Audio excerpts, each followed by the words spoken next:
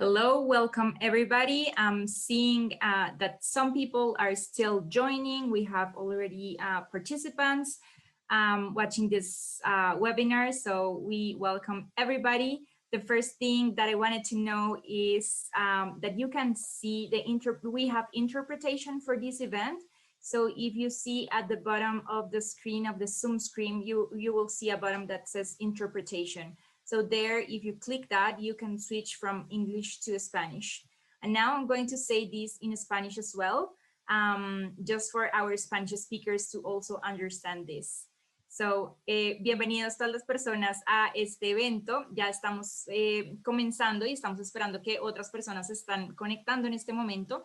Mientras tanto, les quiero decir que durante este evento tendremos también interpretación por Sonia Hernández y en la barra de abajo ustedes van a ver un botón que dice Interpretation o Interpretación. Ustedes hacen clic en la barra abajo de Zoom y ustedes pueden escoger el canal en el cual quieren escuchar, si inglés o español. En el canal de español van a estar escuchando toda la traducción simultánea de lo que estaremos diciendo. Si por algún motivo dejan de escuchar la traducción, por favor háganoslo saber por el chat, porque esto a veces puede pasar, entonces simplemente nos lo hacen saber y nosotros podemos corregirlo internamente.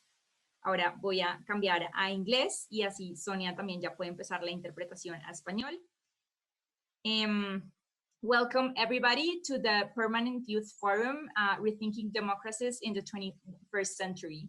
Today we have an amazing group of young people as panelists, and this is an event organized by the USIP Youth Advisory Council and the Foro Permanente de Juventudes. I am Paula Porras, and I work in the youth team at the United States Institute of Peace. And at USIP, we are aligned with the Youth Peace and Security Agenda, or the YPS agenda. And also, we align our work with the 22 resolution.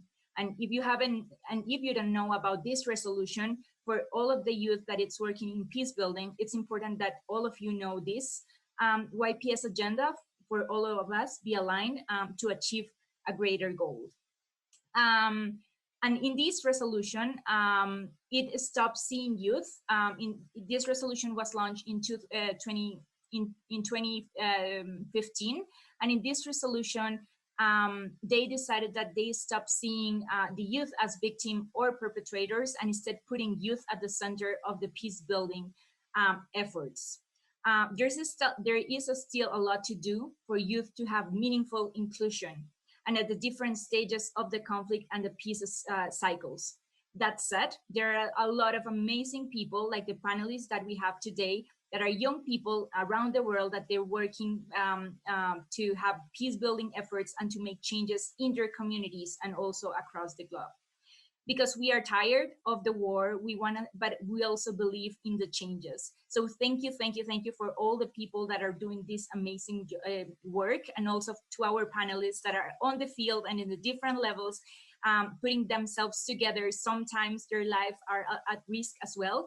So we highly appreciate all the efforts that you do to contribute to this peace, to contribute to build peace in your communities and all around the world.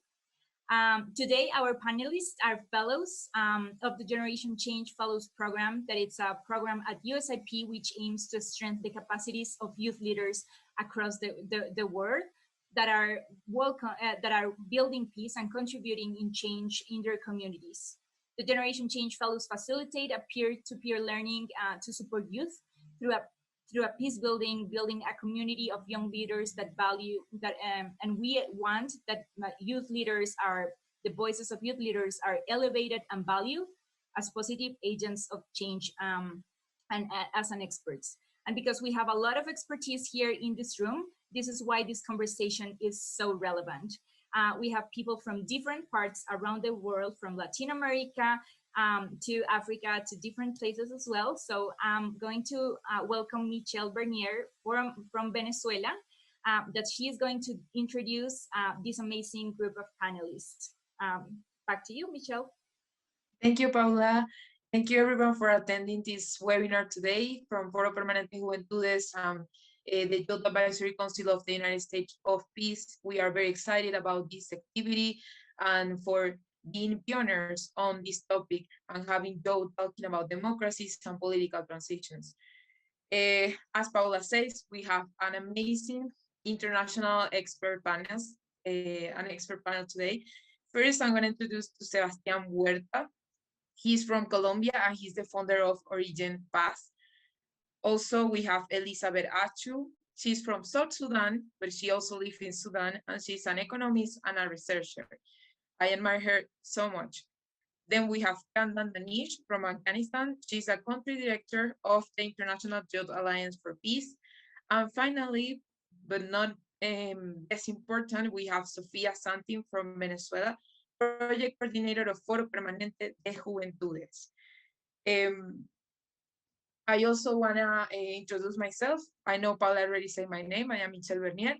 I am a member of the Youth Advisory Council of the United States Institute for Peace, but also I am an international promoter of the Foro Permanente de Juventudes. So we are kind of mixed up. Everyone knows everyone, and everyone have worked with everyone because we are youth doing alliance for working and building peace through the world.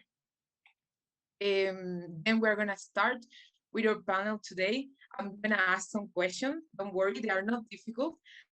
To our panelists, and in the end, I will ask you all a question, and you will have your each turn to answer. First, I'm gonna start with Elizabeth. Elizabeth, can you unmute your microphone? Can you hear me? Yes, I do. Can you hear me Okay. well? Yeah, great, Elizabeth. I have this question for you. What are your general thoughts on democracies in the 21st century?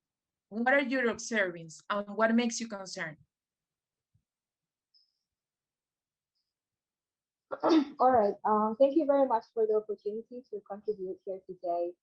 Um, as a female economist and peace activist who comes from a conflict zone and fragile state, I'm going to speak boldly today from the perspective of someone who is deeply concerned about the significant correlation between peace and social economic development, such as income inequality, leadership and governance, corruption, human rights, and also environmental protection policies, etc. So I'm going to begin by asking and dropping some few questions to the audience if they're here. I'm not going to answer them. It's just because I wanted to provoke our thinking as the discussion flows by and also for us to make the discussion more vibrant. So, what is democracy? When we think, what is democracy? And it's also democracy, is it a social prerequisite or a public demand or perhaps a political necessity in the 21st century? So, in our respective countries and other range of public policies and dynamics, do we see the actual need for democracy in this context and why? And back to my reflections, I always hear in the news developing countries, and these are mainly in the global south, of course, being labeled as less democratic countries. But then I ask myself, have we really gone further to understand the circumstances and conditions that made them so? And I find the answer is no. Even though there are many researchers on the ground, perhaps also abroad, but it's very difficult to understand why a certain country is in this situation and how to pull it up. So I also think of who decides which country is fully democratic or not, and according to which measures. Um, then I also think about political change movements because most of countries in the global south, these are countries that went through long um, wars. So you find them transforming into democratic directions from less accountable states to more accountable states, or from less competitive elections to more competitive elections. And these elements are definitely falling into the pillars of democracy, but to what extent? So democracy is definitely, for me, not the answer to developing countries' problems, as we all clearly see the contradictions and the indifferences between the global south and the global north. I also recognize the many challenges countries in the global south face. Most of them share, of course, more or less features as colonial experiences, violence, entrenchment of dictatorship, and of course, fragile economies. And then on top of that, we find that there is a huge direct and indirect foreign influence over the leaders of these countries, and mostly for economic resources and power extension purposes. So my concerns are basically about how these countries can independently and willingly obtain suitable approaches and means to become as democratic as they need to thrive. Thank you.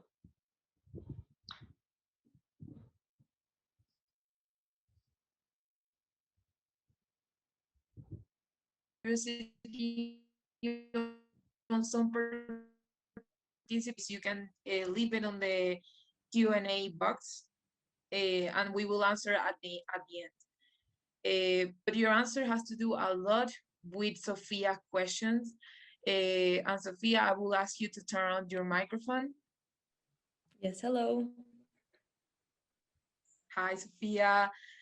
I want to ask you, as a young person from a conflict-affected country, what would you say are some factors that contribute to the current state of democracies in many countries in the global south? I know Elizabeth already say something about it. It's okay. Thank you, Michelle, for the space, and of course, welcome everyone to this panel. Well, democracies, it's a very important topic that is being discussed in a lot of academic and political fields. We know for a fact a few things about democracy, that it's in decline, but it's also in expansion, that for us is the best system compared to other models, but completely inadequate to current events, that is weakened by the lack of power alternation, corrupt political parties, weak institutions, and so on. But I would like to contribute with one factor that's sometimes overlooked, which is globalization. This phenomenon usually makes democratic expansion in global south inevitable. Everyone loves globalization because it increases tourism, economic growth, cultural expansion. But it can also be used to increase regimes' legitimacy in the country because it provides the perception that the government is doing something, that it's efficient, while, say, taking your human rights away. So therefore, ironically, while improving our quality of life, globalization can also extend longevity of an authoritarian regime in our country.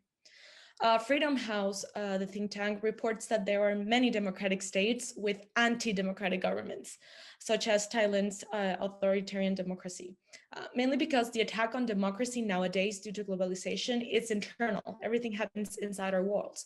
And the external view of it, it's usually very hidden by the own governments. The struggle is inside our own countries, and sadly, that establishes the global South's status of democracy as quantity, not quality, meaning that there are a lot of democracies, so-called democracies, but terrible service to the citizens. And because of this narrative, territories like Venezuela, Myanmar, and Hong Kong depend on the international support to call out the nature of their governments. The main goal, of course, is to improve the quality of life. And thankfully, politics has evolved into that direction. Of course, at the speed of a tortoise, very slow. But as everyone wants to join the club, the international organizations have forced their governments or member states to develop democratic standards. And here's challenge number one that I would like to show you, challenges that democracies face in this century, is that to be the center of attention and to call out these governments, you need to or cause a significant economic disruption, like Hong Kong with the protests last year, or gain a powerful ally, just as the United States was to Venezuela when it recognized the Venezuelan opposition. Thanks to regional bodies like the Organization of American States, we have achieved that second option to some extent. For example, the OAS was a forum for democratic and anti-democratic governments a few decades ago, and now it's currently one of its standards to be members. For example, even the case of Venezuela, we were expelled because we couldn't satisfy the requirements for being a democratic state.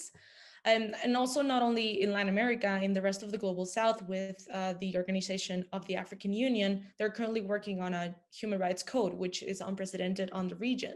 So we're all we can understand that the international community is making efforts to impose democracy, but only if the majority of the powerful states are a democracy. It's like a fashion trend, pretty much. That explains why, for example, in Southeast Asia, democratic practices are usually ignored in organizations as important as the Southeast Asian Nations Association, because, for example, China's authoritarian, vibe it usually permeates to other nations in the region. So it takes me to challenge number 2 that I would like to share with you. That is that to strengthen democracy, ironically, we need a minimum of liberties, a minimum level of democracy, because we need substantial force to pressure the existing governments to, make significant changes for us. We also need a basic form of freedom of expression, which is sometimes contradictory. Like we need at least social media access or being able to protest for a few hours on the streets, you name it. We at least need a legitimate institution to support our cause. Of course, at least I personally speak for Venezuela, we would like to have the support of a national institution like the Supreme Court, but that's impossible. So we need to go to international community to reach global attention. And for that, we need a really big ally. So what happens if, for example, none of the P5 countries support the cause? Are we lost? It sounds a little bit of like a dead end. And we can all agree that we cannot keep waiting for this, all of these factors to join in and to make a significant change in democracy. We, at least from the youth perspective, we feel responsible for not achieving a meaningful change, even though that we recognize that we have made some efforts. It's not enough. But I would like to start ending my intervention with some sort of hope. History pretty much tells us that it's a start. Every single small step is one big step for mankind. And if we want to continue rescuing democracy, we need to, and to strengthen the system, we need to continue offering democratic solutions to democratic problems. We cannot change the view of the situation. And as frustrating as it may sound, improved democracy is the solution to a weak democracy. So forums like this are a direct protest to dictatorships. Of course, each country has its own history and own social issues that cannot be solved with a formula. Nevertheless, we need to highlight that if we keep discussing and listening, but most creating spaces like this that we're doing today, spaces for dialogue, I am confident that we will continue to be the best chance democracy has. And if I can, summarize my intervention with a quote, it would be that if authoritarian regimes are the main enemy of democracy, it's our job to be its greatest ally. Wow, Sophia, thank you so much for that intervention. I really like all the parts of your speech, and I really agree with what you say. And also, I think it's important the part that you say that we are doing dialogues and creating these spaces in which we are right now for talking about these topics and expressing. You were able to participate with us. And thank you so much, because I think you did a very great. Did you hear me? Did you hear me well or not? Little, You have to repeat the last part. Yeah. Okay, don't worry. I was saying that we have to move from Venezuela to Colombia, and we have to ask Sebastian to turn on his microphone, please. Hello, hello everyone. Hello, Michelle. Hi, Sebastian. My question for you is, how would you define a strong and functional democracy? As a young person, what would you like to see? Okay, so your question for me is very important in our context, in the Colombian context. So I want to explain you guys and the audience right now. So Colombia is the one successful case of democracy, of the oldest democracy around the world. But it depends on the case, because right now with the government, with the political situation in our government, is more or less, because a lot of people want to participate in democracy, in political, but we can do it because probably we doesn't have people working in politics, or probably we doesn't have a lot of money to participate in politics. So depend of the case.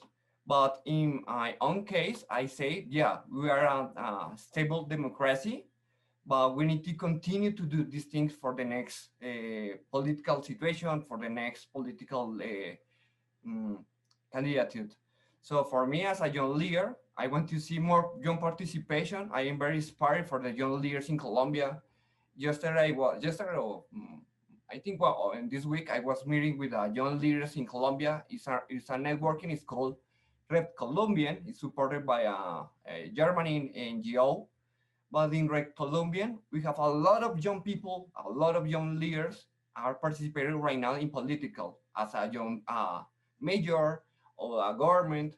But right now, I am very inspired for these people, for the young people, because we have a lot of responsibility to participate in the political. But depend on the context. Yeah, I want to say this thing.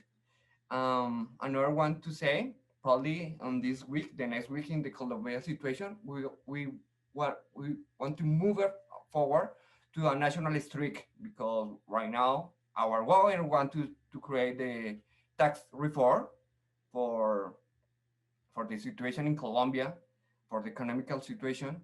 But in my own position, I want to say no, we don't need a tax reform in the situation in Colombia for the democracy. So yeah, Colombia is a high success history of democracy. But right now, the young leaders need to participate more in this space, because right now the space is for the older people. But right now, our mission is participate in the government, participate in the public sector with NGOs, with different things to create our society better for the Colombian people.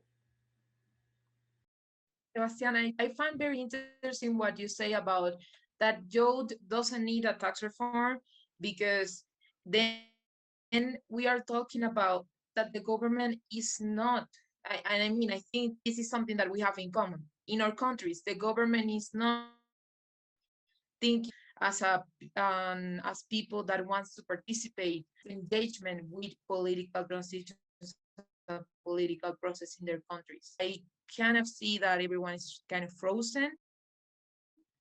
I just want to know if you're hearing me well. Should I repeat? I can repeat without no problem. You can repeat? Okay, great. Yeah. I was saying that I find interesting what you say about the tax reform, that that the Joe doesn't need a tax reform, because then we are watching that is something that we all have in common, that from our countries, Afghanistan, South Sudan, Venezuela, Colombia, or government is not thinking about solutions. I want to highlight that of your participation, because I find it very interesting. That is something that this allow us to do, to think about common problems and also common solutions. So now we have traveled to South Sudan, Venezuela, Colombia, but now we are gonna travel to Afghanistan with Kandan. Kandan, can you turn your microphone on? Hello. Hi, Kandan, thank you for participating. Thank you so much. My question for you, democracy. Are there approaches, strategies, or ideologies that we need to be considering?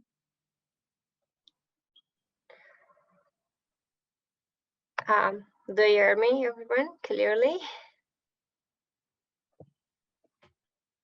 If you want me to repeat the question, I can do it without any problem. No, thank you. I got your question.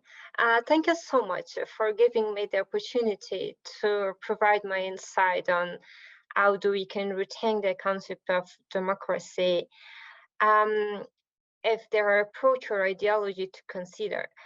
As other respected panelists discussed the current state of democracy in the global south, north-south, so challenges and factors, I can safely argue that we can find ourselves in a state of democratic despair. I really want to discuss this issue from a gender perspective, taking a gender approach, and in the meantime, talking in the context of my country, Afghanistan. As an Afghan youth, I can say Afghanistan is in the truth of summer circumstances. As Taliban are getting recognition globally, they've been raised in the poverty rate, unemployment rate, insecurity, and immigration during the past few years. So I can say democracy is at the risk if necessary measures are not taken to save it. So what we can do to fix this, we have to give people a feeling that democracy can deliver for them, as after a long period of time failing to do so. I would say democracy is not just a matter of institution, but it's a way of doing politics, a culture, and a spirit.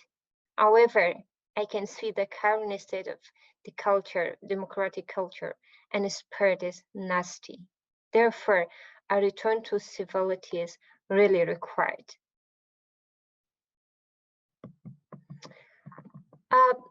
I would say we should expect democratic system to meet some relatively modest claim. They should be able to provide for equal treatment of men and women as an individual. They should guarantee the equal presence of men and women in public life, and they should reflect and respond to the policy concern of men and women both equally. However, democracies have not done anything like enough, specifically in my context, to ensure that this concept become a reality.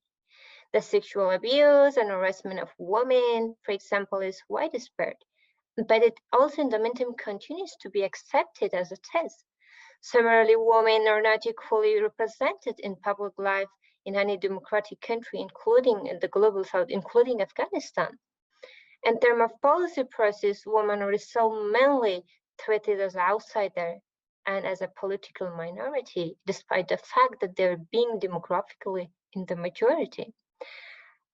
The point that I would really want to highlight here is the issue of power and relationship in the context of democracy, and in the meantime, in the context of a democratic system. Representative democratic institutions have not really been uninterested in adapting to changes and controlling increased level of inequality, which has affected women negatively. We know that power does not map onto the constitutional arrangement, not at least because an institution no longer reflect and accommodate the contemporary social division. For example, we can see that the current political practice have overtaken other social division, and this context and this issue of push women's priority down to the agenda. So what we can do about this? It is clear there is a need to rethink the democracy. The solution, however, is not to revamp the world model, but to redefine and simultaneously revisit the idea of democracy.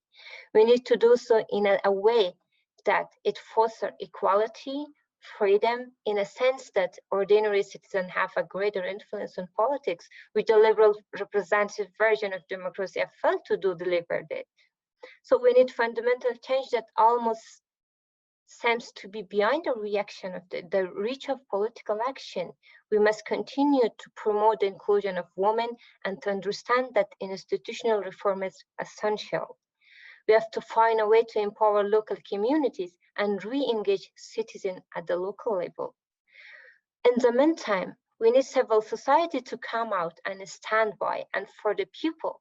They should not wait for a short-term project-based activity, but begin to mobilize the masses and foster indigenous movement. In the meantime, I would really emphasize on the role of media. The media should put an end to its self-censorship and strengthen its oversight on the government. Thank you. Thank you, Candace. I'm really amazed about all the questions and all the answers that you all have answered today. Really thank you. And I really highlight your approach about gender, because we are not just talking about democracies, political transitions, economy, sustainable development. We are also talking about the role of women into this whole matter, you know. And as soon as we get this institutional reform that you were talking about, and as soon as we get more women into political power positions, then we will have more inclusive solution for democracies. So I really highlight that from your answer, and thank you so much for that new approach. Um, I just want to say that we end the first round of questions. That wasn't hard, right? And we are gonna invert Michelle, Sebastian, we lost you. please, so you can take your microphone on. Can you repeat that again? Because we Did you lost hear me well? communication. More or less. So I don't know if maybe you can or turn off your video to see if we Yeah, can I hear you was just better. saying. That can be. Okay, what about now? Can you hear me? Yes, it's much better. Okay, great. That was all, people. Don't worry, there's no problem here. So wait, I was saying that we are now going to the second round of questions, and that we are going to change a little bit the way we were talking, like the turns on which we were talking. And now I'm going to start with Sebastian. So please, if you can turn on your microphone. Yeah, I'm here. Great.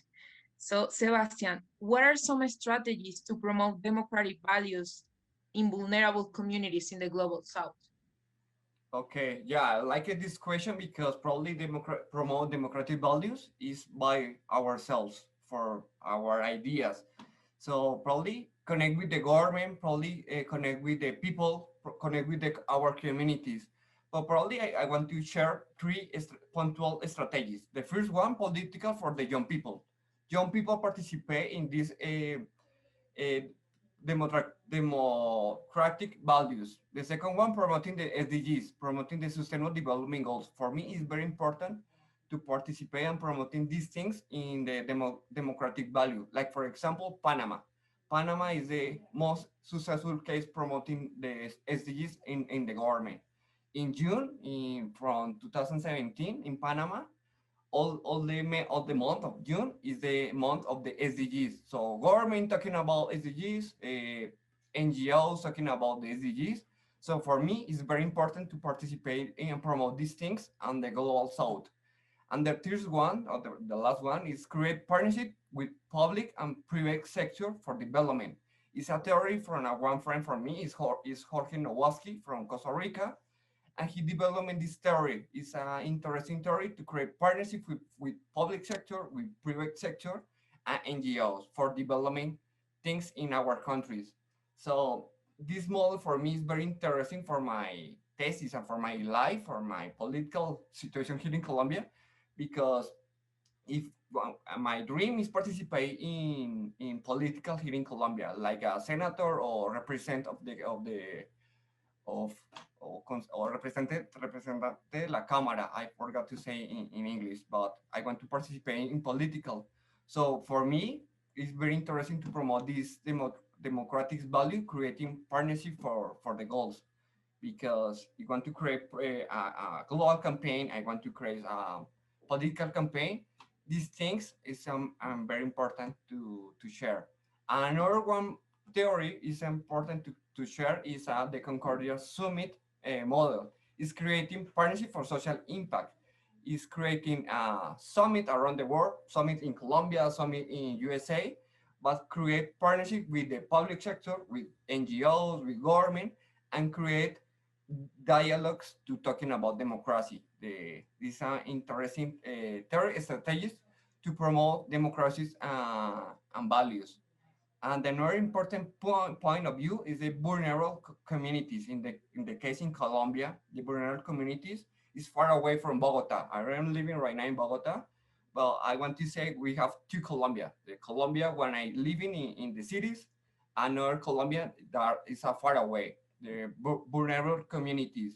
So the biggest important uses is connect with young leaders in these communities, connect with the soul with these young leaders, inspire these young leaders with these democratic values, and believe in the institution. Because right now, in my own case, I don't believe in my institution with my government, but I believe in democracy, but I don't believe right now with my government. So I need to focus to believe in democracy for the next political situation and the next political elections.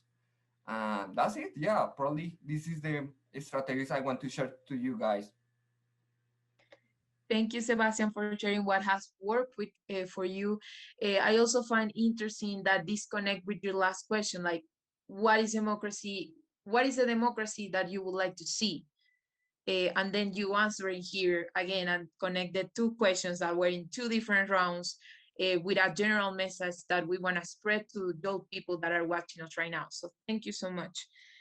Now we travel to South Sudan with Elizabeth. Hi, Elizabeth, now again. My question for you is how to overcome international bureaucracy and translate it into real action? Thank you once again, Michelle. Talking about international bureaucracy and bureaucracy itself, I often see that bureaucracy is intentionally overlooked, particularly in fragile states. And I do understand that the nature of fragile states also plays a big role in presenting the model of a weak, incompetent institutions and also uninformed citizens who are excessively busy developing survival skills or escaping poverty circles. However, that does not eliminate the untapped, talented, and deprived human resources that are ready to overtake and lead and transform their countries. So equally, I don't really see that all bureaucracies are bad, not necessarily. I think that some bureaucracies are good, especially in the context of global south and developing countries, fragile states, where countries are still struggling to overcome obstacles such as ethnicity, tribalism, and other isms as well. And also, they're trying to catch up with modern narratives such as transparency, accountability, and elections.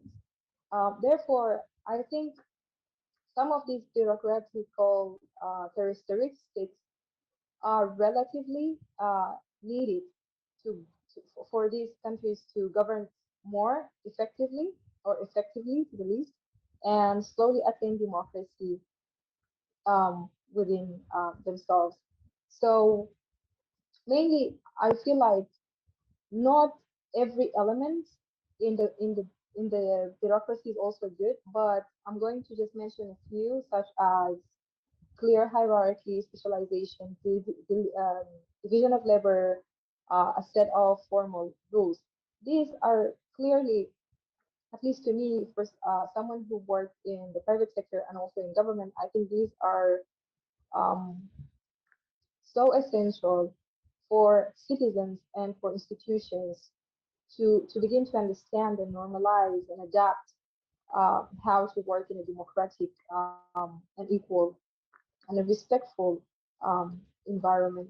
So I also want to give credit to civil society, NGOs, and certain organizations who are doing a lot in terms of educating people on how transparency, access to equal human rights, um, values like equality, equity are essential for any system to function with efficiency. However, overcoming international bureaucracy depends mostly on the extent of the rule of law.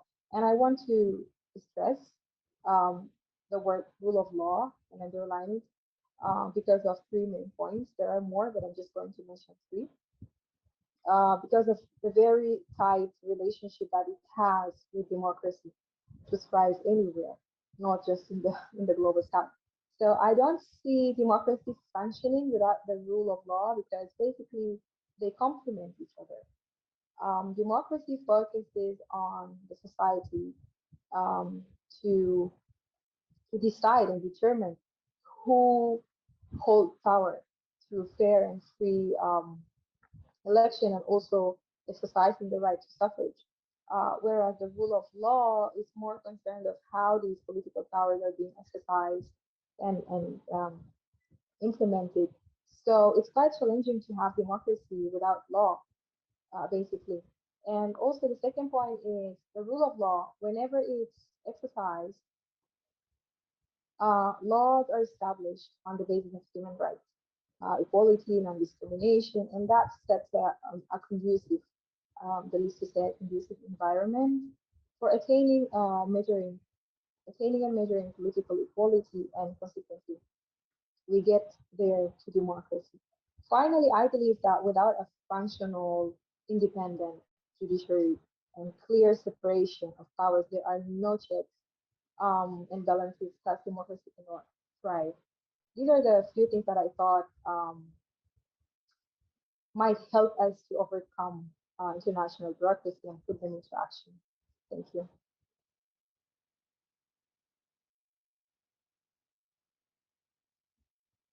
You have made a great representation of South Sudanese experience, and I thank you for that. I'm very happy to have met you. Now we go to Kandan. Kandan, if you can turn on your microphone, please.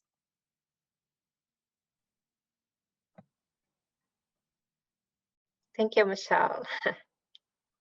Did you hear me well, that last part? Can you repeat, please? Great, thank you, Kandan. So my question for you is, what roles can youth play in peace processes? What can you share about your experience as an Afghan youth? Thank you again. Yeah, we know that the democracy and the sustainable development, both of them are very interrelated concepts. We can say that both of them, none of them go alone with each other. So they go together mostly. They fly together. So here, I would like to say that the role of youth in the peace process and their marginalization is really, really a global concern. As the United Nations Security Council Resolution 2419 on 2018 called on the relevant stakeholders and actors to consider ways of increasing the representation of young people in the peace process. So it clearly indicates that the United Nations Security Council recognized that youth marginalization was detrimental to the building of sustainable peace in the globe and countering violent extremism. Further, the resolution highlighted that the youth peace and security agenda was a crucial part of the 2030 agenda for the sustainable development. So from my perspective as an Afghan youth, being connected with youth, professional, and different stakeholders in my country, I learned that one of the most significant problems to peace in my country is the dominated extremist and preconceptualized conservative ideology, which has given hand to so many other problems, especially joining of our youth, our young people with the opposition group, where they're mostly used as destructive category or unit rather than as a constructive unit. So I believe that one of the true force of changes our young people, they should be given the chance to stand up and assume leadership, because young people have energy, courage, and systematic approach and ideology. Therefore, giving the way for them to work strategically affect youth participation in social, political, and security and peace-related concern is one of the most important methods to bring peace, harmony, and development internally, locally, and globally. So, as we are all engaged with the youth at the grassroots level, national and international level, this is our job to promote collaboration among young people, help them to develop their leadership skills, and help them to find their potential to a diverse open-minded, and connected youth across the region to bring youth together as agent of change toward a sustainable development society. Similarly, I would say that all the stakeholders to conduct a peace education training, which is very important to enhance the ability of our young people regarding peace building activities, advocacy, and dissemination of the peace message to achieve really a sustainable development. So I would emphasize that without bringing the youth together, conducting peace education and training, and without enhancing their ability, we cannot expect young people to play an effective role in peace building activities. So by enhancing their ability, leadership skills, and by engaging them, so we definitely help them to play their role, to put their energy, to put their effort in practice, so that all we can move toward a sustainable development, toward bringing a sustainable peace and achieving the sustainable development goal. Thank you. Thank you, Kandan. I think a person can play different roles, as we learned in Generation Change Fellow Traineeship Program. So I'm very glad that you include that into your presentation and into your intervention in your last question today. I congratulate you for the representation you are doing for the Afghanistan youth right now. And now we have our last question on a second round for Sophia. Sophia, can you turn your microphone on? Yes, here I am. Great.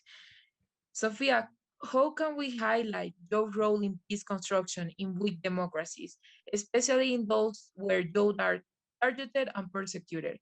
How can we empower them while protecting them? Well, I feel that youth is sometimes looked as the sole responsible of the future of the world. To some extent, we are, of course, we're the future generation of CEOs, world leaders.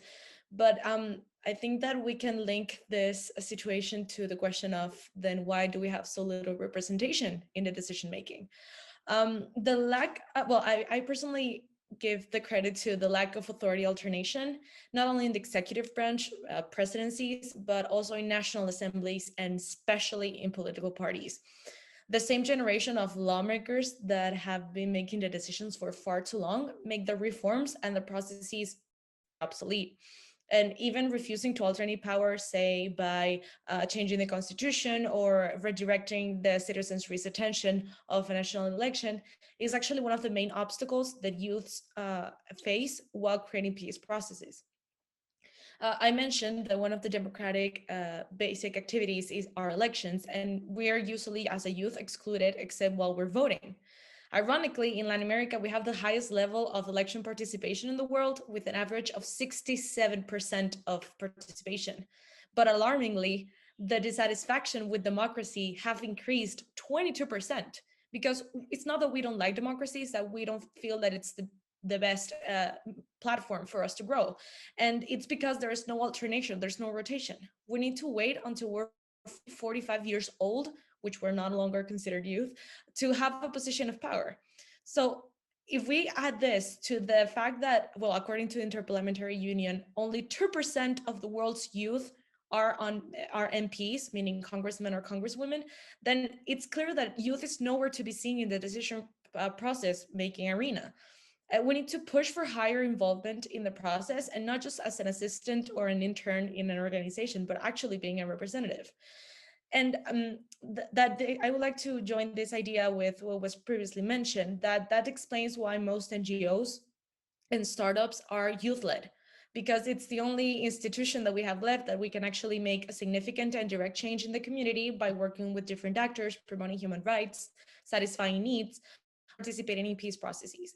NGO networks can help pressure governments to dialogue with other actors and use social media or internet platforms just like Zoom to call the attention in a wide variety of topics: gender equality, climate change, promotion of human rights, or even its violations. So the problem is that we face other obstacles also, even though that we have our own platforms to perform just like NGOs. And I would like to highlight the situation that is currently happening in Venezuela.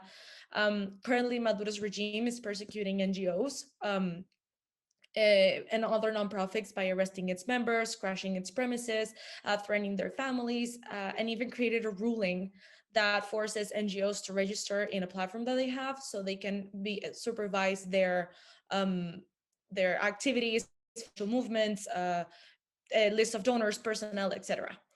I personally, of course, reject this type of action, but we cannot honestly say that we're surprised. This is what happens, and not only happens in Venezuela, but across the globe, that this happens when you're the threat to a government and you are approved that you're doing your job. So this is our way of practicing peace. And I mentioned this situation because it brings up the positive aspect of defying anti-democratic governments through youth efforts. The report of these attacks was possible because of social media, the effort of exiled leaders that we have a lot, the support of platforms around the world, and it was almost miraculous as NGOs get together through Twitter or Instagram to demand the liberation of young political prisoners or to money to support a family of a fellow activist. We need to remember that we're the product of a millennial Gen Z generation where technology, especially social media, has an unmeasurable role on how we communicate. And for many, including me, I'm guilty, is their main source of information. I learned about the Hong Kong protests and Myanmar situation through Twitter, or about the Black Lives Matter movement through Instagram. And these are some examples that show that when we amplify our actions, no matter how small, and we share experiences, significant changes can be made. I would like to end this intervention with a moment of reflection. We need to take a moment to understand what's happening and what we're doing right now today. It was unthinkable a few decades ago that a Venezuelan was going to sit virtually with, for example, a South Sudanese to discuss democracy. And this is exactly the answer to the question. The best way to highlight youth's role in democracy while we empower and protect ourselves is participating in activities that support youth networks, that they are willing to lend a hand, causing a butterfly effect all around the globe.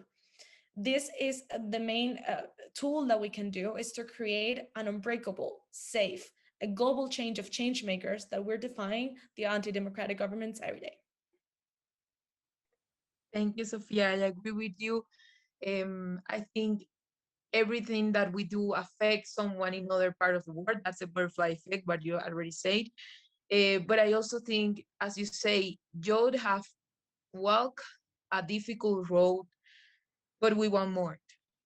We want more, and we will have more because we are working on that topic. We are working together on a common vision of creating well-being. So thank you so much for your intervention. And my last question of this round is for every panelist. So I don't know if someone wants to start first, but if not, then I'm going to start with Kandan. And Kandan, what are your hopes for the future? Thank you, Michelle. Every individual, especially the young people, are like so keen to see the world full of peace, harmony, and harmony. So, as an Afghan youth, as an Afghan young, I really hope for a future with full of peace, and I really hope to see peace not only in my country but around the globe. So, as an Afghan young was really affected by conflict, war, inequality, and so many other challenges. I really hope to see one day that my people really talk about their mission, their vision in the future with full of hope, not like with like a fear of insecurity. So this is really my hope, to see peace not only in my country but around the globe. Thank you. Thank you, Kandan. I think we have the same dream.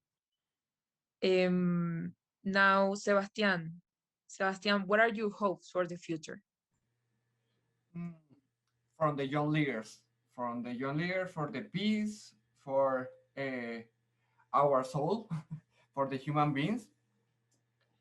But probably my biggest hope for the future is a change of our mind, because if we change our chip, that I want to say, change our chip of our head, probably we can do different things in our world for the future. Right now with the COVID situation, we understand different situation in around the world, economic situation, familiar situation, mental situation, different situations.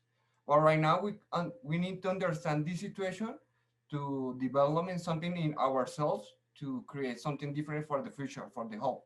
Probably if we connect with everybody in this situation, we can do something different for our future, and connect with everybody in this situation, with people like you guys from different parts around the world, have the same situation like me in Colombia, like for example in Afghanistan, in South Sudan, and learn about this for believe in the future, believe in our societies, believe in our people, believe in Colombia, believe in Venezuela. I think this is our help. I also believe in the youth because right now I'm watching in the chat that they are asking you for help and information about the objective for sustainable development.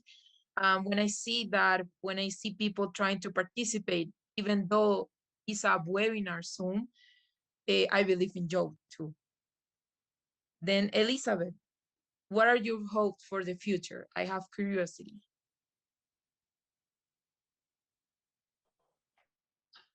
Hey, so I have so many hopes, of course, time might not allow, but as a young person who believes in liberal democracy, I urge young people from across the globe to continue being cognizant of their distinct social and political surroundings we adapt before we adopt any global narrative and impose it or try to implement it.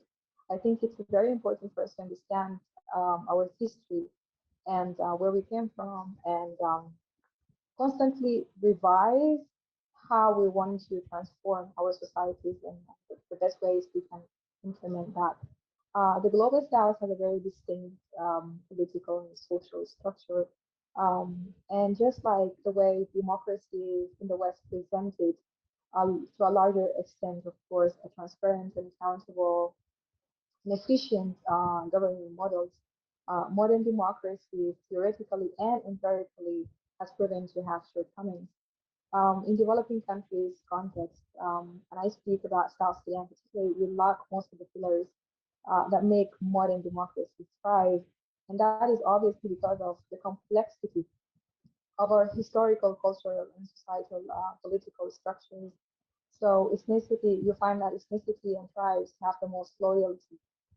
People are so loyal to these kind of elements in relation to governance in South Sudan.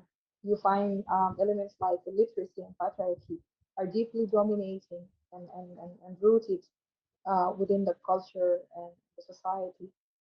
And all these are hindrances and obstacles that will not allow democracy to thrive or prevail.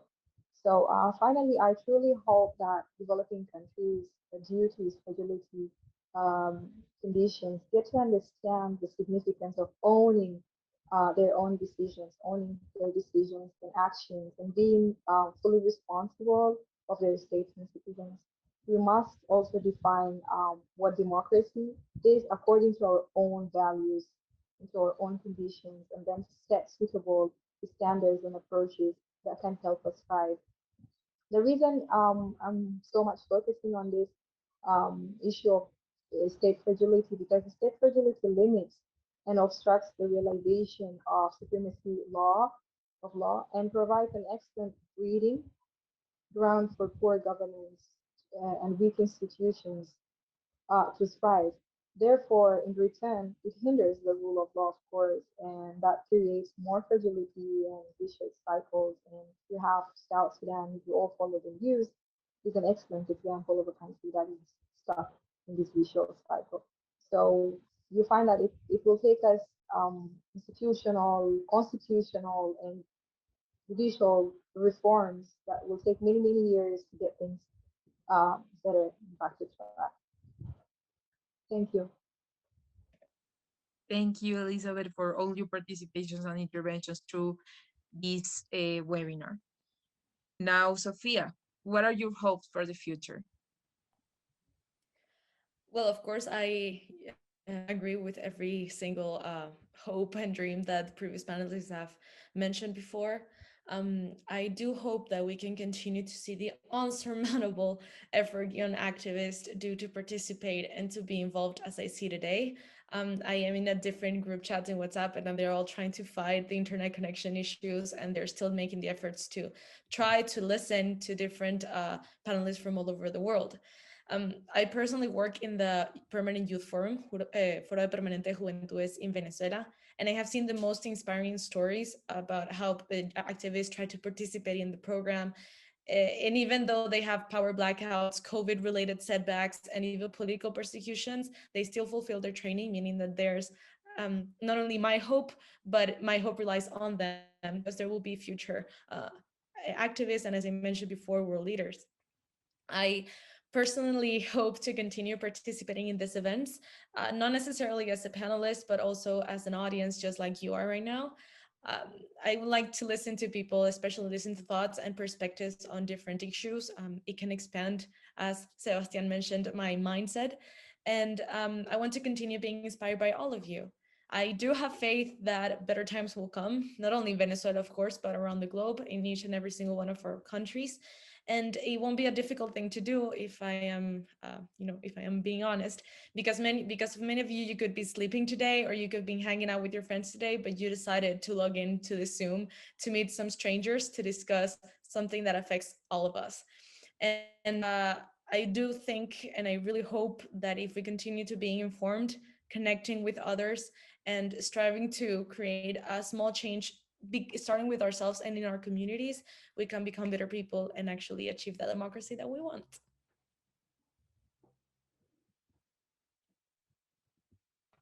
I agree with you, Sophia. We are so different. We might not know each other, but we are connected. We are connected, and I know no one asked me. If you ask me my hopes for the future, I will say my hope for the future are all people that are here right now, all audience and panelists that have compromised a time of your day for talking about this interesting topic and giving the opportunity to other people that maybe doesn't know about the concept, maybe they doesn't know about democracies, political transitions. They say rethink democracies for what, why, how so, how is that? But they enter to this room still, and they are willing to learn something new. And I think they did because I do. So I really thank everyone for being participating in this and for making this space possible.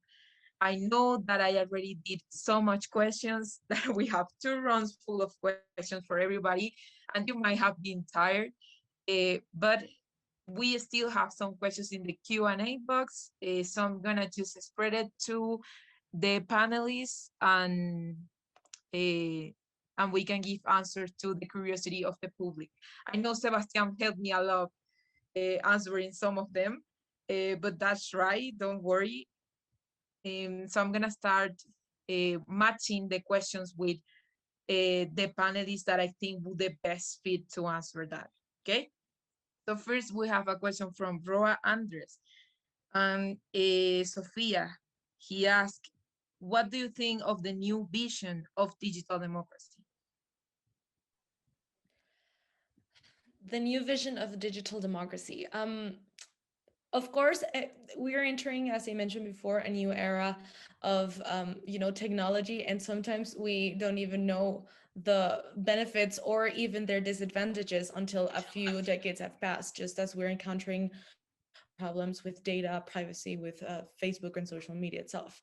But I do believe that democracy can benefit in the long run of technology currently, at least because of COVID, we're all inside our own houses, and we cannot directly discuss situations or even engage in dialogue publicly. So thanks to virtual democracy or digital democracy, we have been able to continue expanding those areas. And of course, it comes with disadvantages.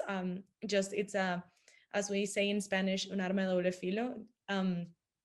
That it can actually affect us too, because of course, with more liberties, it comes more effort from authoritarian regimes to control that activity or that expansion. So I do believe that digital democracy is the key to successful democracy in the 21st century, but we still need to regulate it and have a fully understand of how it can work, so it can not only damage especially vulnerable communities or exclude other people around the globe.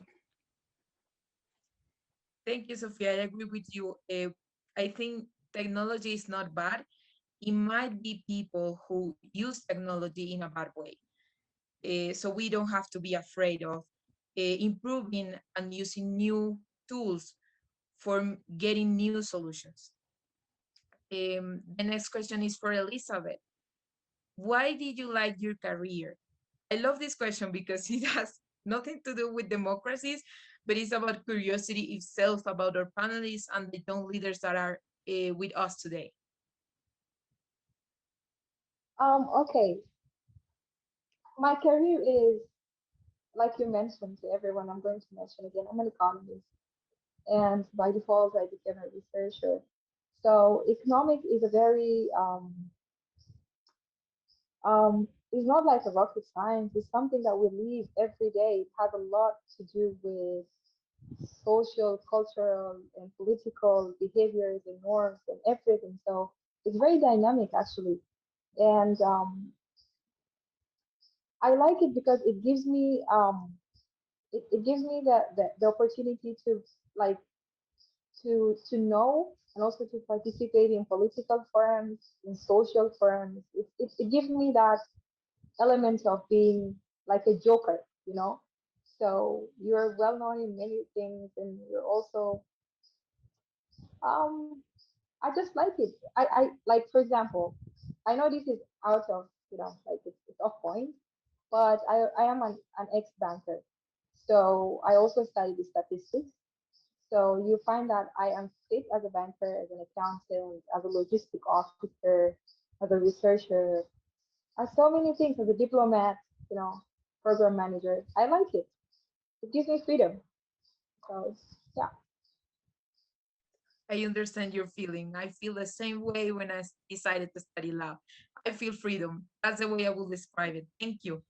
Now, Yes. our next question is for Sebastian. The question is in Spanish, but I will translate it into English because we have our amazing interpreter, Sonia, behind the scene doing this amazing translation work. So, Sebastian, how can we keep motivating youth for fighting for something we really don't know? For example, liberty, which is attached to democracy. Yeah, it's an interesting question. Probably believe in your own why. Understand what is your why. What is the why to do the things? My why is believe in the peace process in Colombia, and this moves in my case, move every day to continue to work in my own days. So is understand what is your why. Is your why is democracy? Continue to working on this, and yeah, because in some cases probably the people say, yeah, you can do these things, or probably you can fight about these things, but believe in you, believe in your why, and continue believe in you. Yeah, having your own purpose. And also I think I feel identified with this question because in Venezuela, our generation have not seen freedom, but we're still fighting for that. And that's our why, because we have not seen freedom and we want to see it. So that's our why, and that's the reason for keeping forward. And then the next question is for Kandan. Kandan, in your opinion, is protest a part of democracy?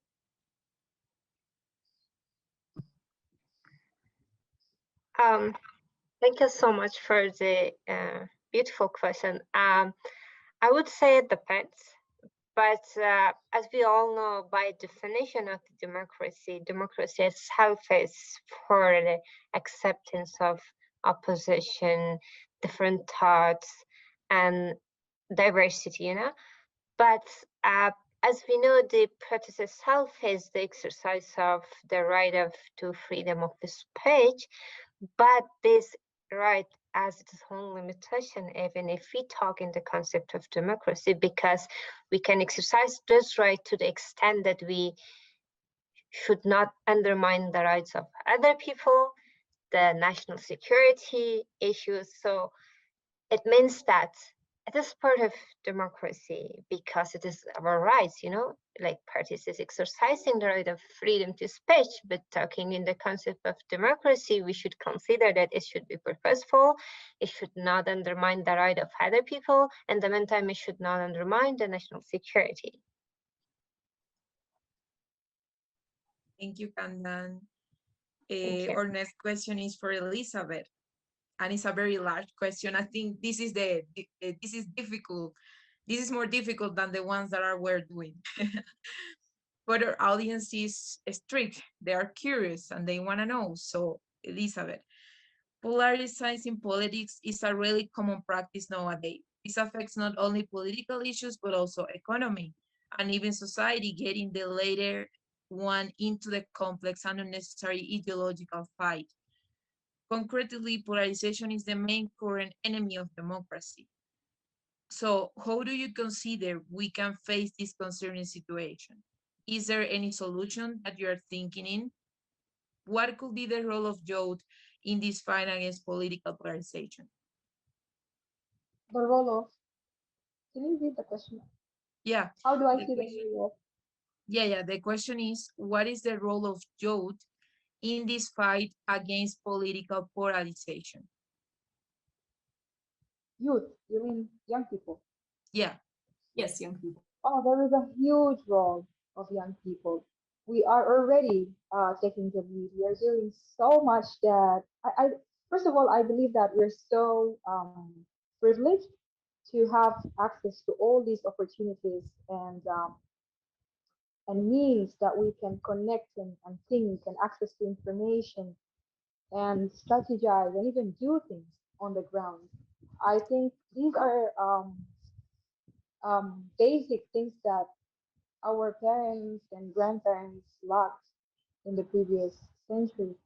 So youth are actually in the front for of every change in the world. If you see from from let's say from the global north or the global south, changing regimes, transforming society, educating people, changing narratives, cultures, norms, leading in religion. I mean, I think youth can do a lot, and like I said, we have the flexibility to stretch and to give hand and to do so much. It's just upon us to decide and find what we can do best and why we want to do it. So I'm really, really happy and I'm proud of myself of what I do. And this takes me back to the first question. I feel that I'm very flexible and I can stretch. I mean, 2019, I met with Sebastian physically. We were Change Fellows, and I was just amazed by the young people that I met from across the world. It's something so beautiful. These are not things that our parents or grandparents were able to do. And there, of course, we came up, we brainstormed and we came up with so much, so many new strategies that we're still developing. And imagine 2 years later, I'm still here discussing and meeting Sebastian, talking again on different topics that are related to peace and peace building and nation building. I really love it. I think it's very important for us youth to keep ourselves informed, access, use internet, use technology, and leverage that power to navigate your way through. You can do so much. We have so much potential that is untapped. Yeah, because the more we know something, the more we act about it, or the more we empathize with that. Because, for example, the more we know about Venezuelan situation, the more we can have empathy with Venezuelan migrants, for example. So I really like your advice, and I really agree with you on that topic. Then our next question is for Sophia. Sophia, do you consider important to focus in actions of youth politicals in promote structural changes in order to reinforce in democracies, or prefer just only to maintain a status quo with programs with view of sole conjectural programs? For example, in Colombia and Venezuela, the land market in rural areas is a structural problem, which has been attempted with a clientelism model, causing conjunctural problems like guerrilla and migration in recent times. Well, I do not believe that we need to keep the status quo. I mentioned in one of my answers that because of the situation that we're having right now, democracies are not adequate to the current events that we're living. So the platform that we have, it's of course way better to have a dictatorship, but it's clearly not satisfying the needs of the youth around the globe. As I mentioned also, pushing for having positions of power for making meaningful change is not the only thing that limits us, but it's the only way that we can actually improve that inconsistency in finding democracy. So I understand that there are especially more vulnerabilities in rural areas, and I would like to answer one of the other questions that is opened in the chat. That it's that digital democracy. It's also has been able to reduce that gap from rural areas to cities, but we need to keep making the effort, not leaving the current work that we're doing, for example, through NGOs, but actually pushing to make significant changes, because then how are we going to make a change if everything stays the same? So of course, I understand that we do not all have the same opportunities to push for these changes because we have different realities. And nevertheless, from small communities, even starting in our home, we can create a mindset change. For example, fighting gender inequality, putting the trash on the same place, becoming better citizens is actually the best way to fight that status quo that is actually damaging the youth's impact around the globe. Thank you, Sophia. The next question is for Kandan. Kandan, in your opinion, what's the great democracy for Y generation? We know Y generation have a great critical thinking, but have a bit ego.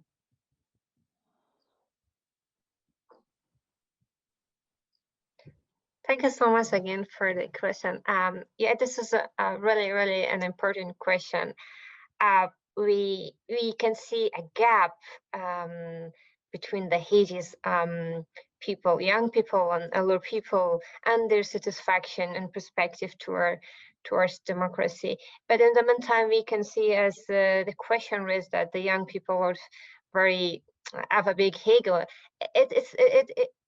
I mean, it's really related to the current situation. You know, the young people have really a big ego, but why young people are like their satisfaction toward democracies in decreasing? What is the reason? I believe the biggest factor to this trend is economic exclusion caused by high youth unemployment and wealth inequality. So for the young people, the biggest democracy is that where they don't see unemployment, where they don't see a big wealth inequality. So, for example, nation where wealth distribution is relatively flat, such as Iceland or Austria, we can see only minor generation gaps in attitude toward democracy, while those with persistent wealth inequality, such as the US, have large and growing divisive idea about democracy. So, as I said, for the young people, they have big ego. It means they really want a democracy where inequality is not persistent. So that's why they see a nation with least inequality in terms of economic wealth and least rate of unemployment. Thank you, Kandan. Sebastian, the last question is for you. What is the role of Colombian government in adapting democratic systems? So with the former government, with the current president government, it's interesting to understand this thing because we understand the system with our experience with the peace agreement, but probably for the current president and government, we need to forward to focus to what is the biggest issue to understand about the government, because the people understand that right now the situation in Colombia, that say right now the government that represent to us. So what is the begin focus to the government to focus on this for the people, uh, going to move it forward to these things, understand what is the political situation in Latin America, because right now we are living in a total exchange of political situation in Latin America, and understand the situation in all the world, understand this, present some idea for these situations. Yes, understanding of common problems and fighting for common solutions. I like that.